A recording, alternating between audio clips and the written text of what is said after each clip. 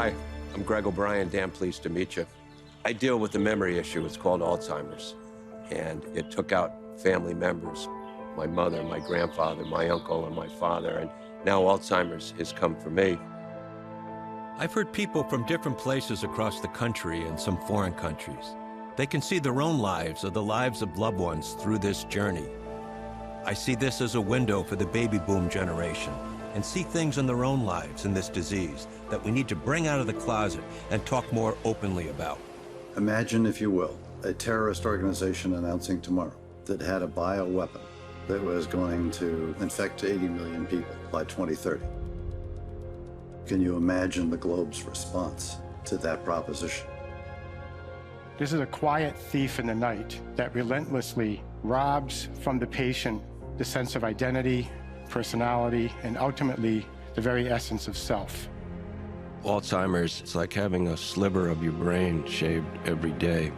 60% of my short-term memory can be gone in 30 seconds. And every day is a fight for me. And I put a stake in the ground as a journalist and said, we're going to start to talk about it. If we don't do anything by 2050, minimally 14 million patients in this country, it will single-handedly wipe out our healthcare system. There were millions of people who are undiagnosed, who are walking around on the path to Alzheimer's.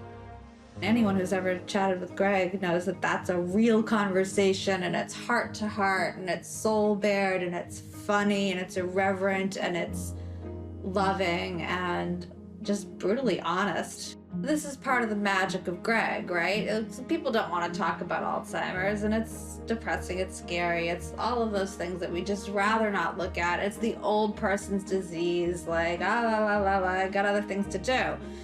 But Greg's so charming and delightful to be around, and he's so honest about what's going on, and you just get taken in by him, and he gives us an opportunity to look at this monster and see that it's, he doesn't sugarcoat it. He's not saying, oh, it's not scary, don't worry about it. No, it's scary, and let's look at it together. And I'm gonna make it a little easier for you to look at this really scary thing. And, he's out there, you've heard him and seen him give a talk, and it's amazing that he does this because it takes a lot out of him to do that. He's charming people everywhere he goes in the best kind of way. He's making it possible for people to look at this disease long enough to do something about it. Otherwise, people just look away. I was diagnosed when I was 59. 2 serious head traumas. Doctors said unmasked a disease in the making that was going to be happening later in my life.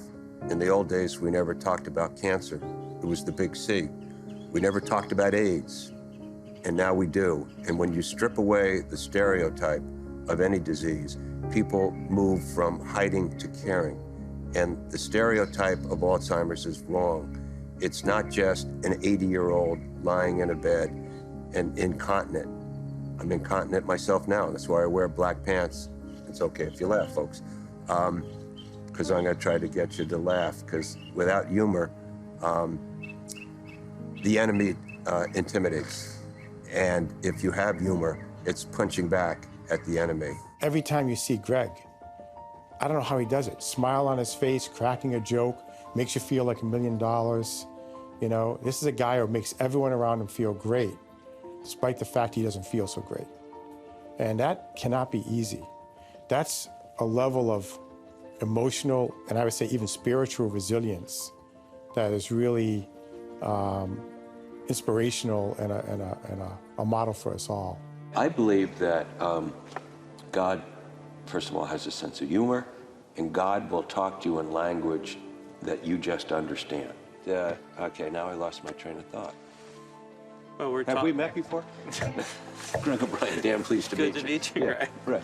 We're being filmed right now by an old dear friend of yours, Steve Eccleston.